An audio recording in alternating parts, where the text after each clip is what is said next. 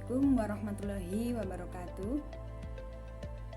Di video kali ini kita akan bersama-sama membahas hukum mat lazim, salah satu materi yang berada pada mata pelajaran Al-Quran Hadis kelas 9 Madrasah Tsanawiyah.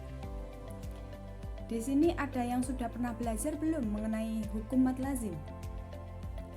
Untuk mengetahuinya lebih detail lagi, mari kita bahas bersama apa sih itu hukum mat lazim. Silakan disimak pada PPT yang sudah saya sajikan ya. Pengertian mat lazim. Kita bahas menurut bahasa dulu ya. Mat menurut bahasa itu bisa dikatakan ziyadatun dalam bahasa Arab yang artinya itu panjang. Sedangkan lazim itu menurut bahasa itu artinya tetap.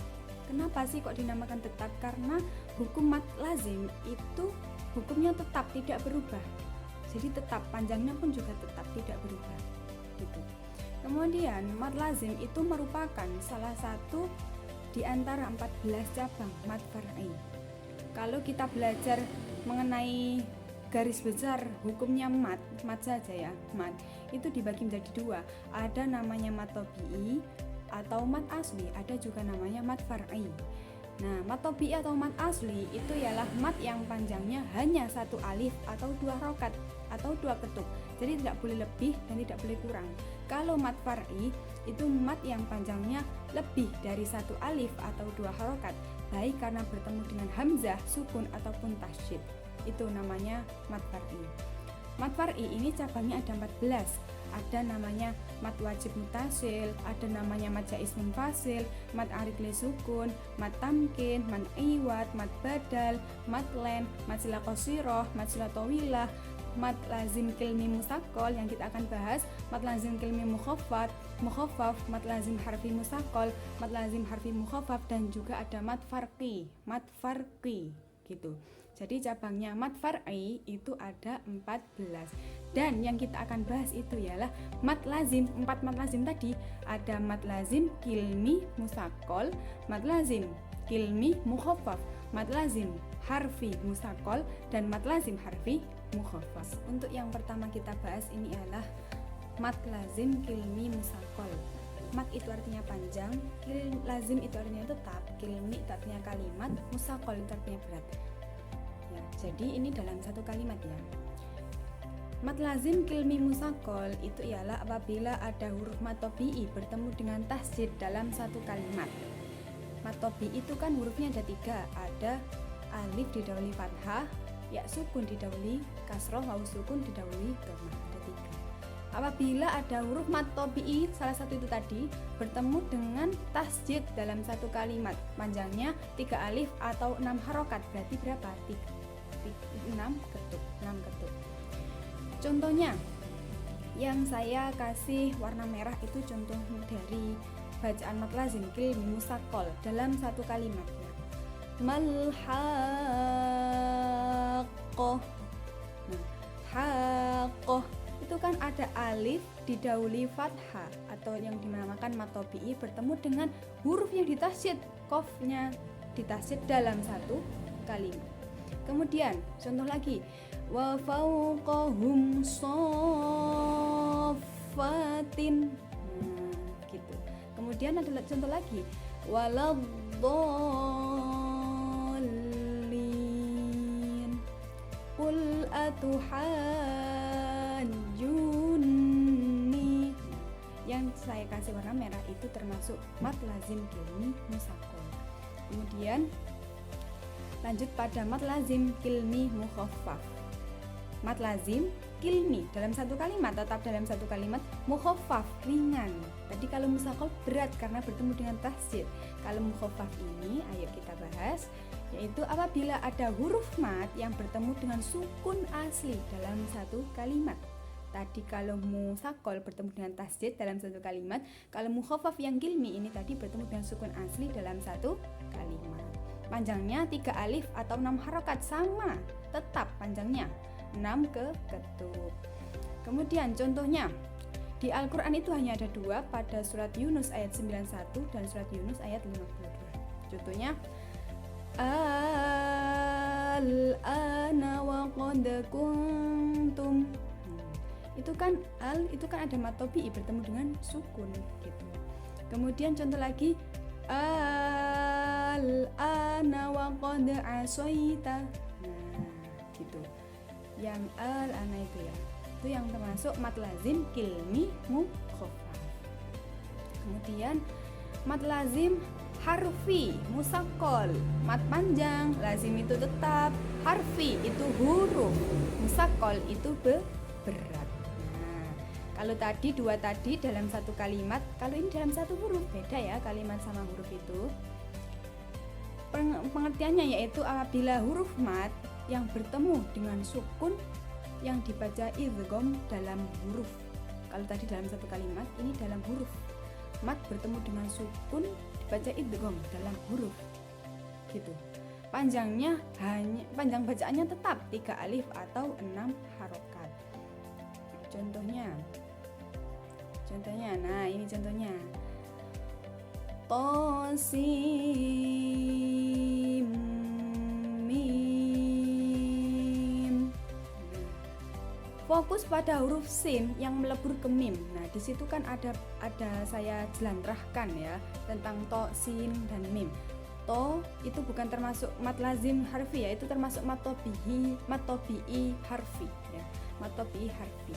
Kalau sin mim. Nah, huruf sin ke mim yang melebur ini harus dinamakan mat lazim harfi musaqqal. Karena kalau kita istilahnya itu kalau kita pedot kalau kita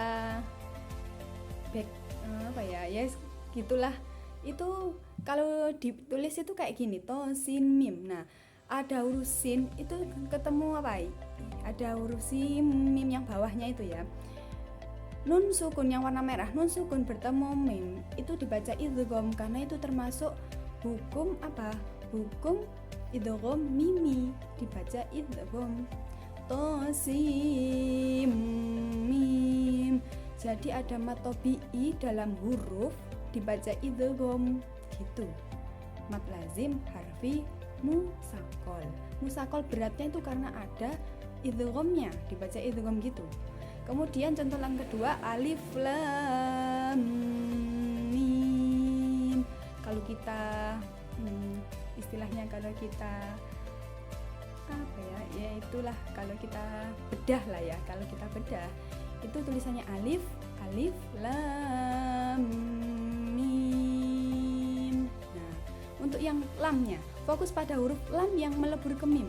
Lam mim yang saya kasih warna merah, ada mim bertemu dengan mim, itu termasuk dibaca idgham. Karena apa? Karena termasuk hukum hukum mim sukun, lebih tepatnya idgham mimi, dibaca idgham. Nah, itulah yang karena musaqqalnya itu beratnya itu karena ada idghamnya itu tadi. Gitu. Itu kalau mat lazim harfi musaqqal berarti harus dibaca idgham. Kemudian yang mat lazim harfi mukhaffaf, mat itu panjang, lazim tetap, harfi huruf, mukhaffaf ringan. Nah, mat lazim harfi mukhaffaf apabila ada huruf mat yang bertemu dengan sukun dalam huruf ini nggak ada idghamnya karena ringan. Kalau tadi itu idgham yang musaqqal itu idgham, ada idghamnya ya. Kalau yang harfi mukhaffaf itu nggak ada idghamnya, ringan. Mukhaffaf ringan. Panjang bacaannya 3 alif atau 6 harokat, sama tetap berapa? 6 ketuk. Nah, huruf yang memiliki hukum ini ada 8.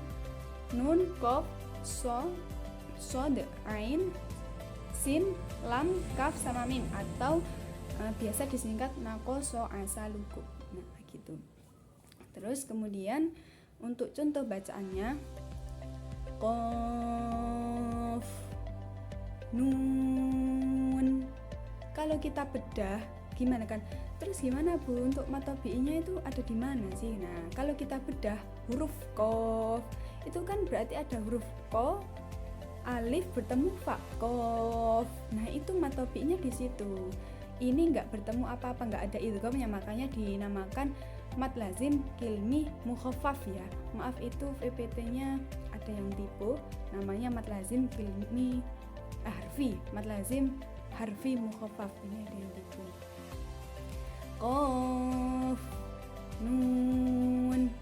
Coba sekarang untuk latihan. Ghairil maghdubi alaihim waladdallin.